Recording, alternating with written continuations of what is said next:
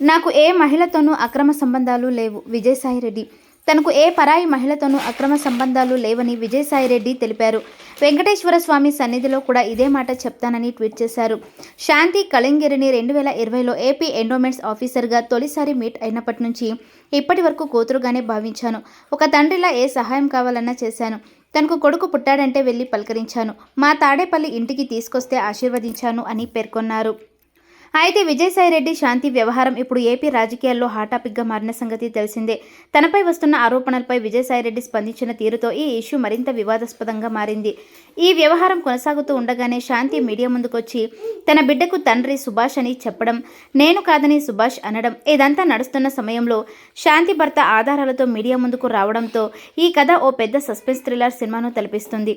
ఈ నేపథ్యంలోనే తన ట్వీట్ల ద్వారా ఎప్పుడూ వివాదాల్లో వెంటేసుకొని తిరిగే పూనం కౌర్ విజయసాయిరెడ్డిపై సంచలన పోస్ట్ చేశారు. మొత్తం వ్యవహారంలో పూనం విజయసాయిరెడ్డికే తన మద్దతు తెలిపారు. మీడియాలో ఎన్ని ఆరోపణలు వచ్చినా మీడియా ముందుకు వచ్చి విజయసాయి ఇచ్చిన క్లారిటీకి నిజంగా మెచ్చుకోవాలని అన్నారు. మీడియా సంస్థలు అంటేనే ఓ బ్లాక్ మెయిలింగ్ సంస్థలుగా మారిపోయాయంటూ ఆరోపించారు. కొందరు వ్యక్తుల లాభం కోసం వాళ్ళు నచ్చినట్లు ఎవరిని పడితే వాళ్ళను దోషులు చేస్తున్నారంటూ చెప్పారు.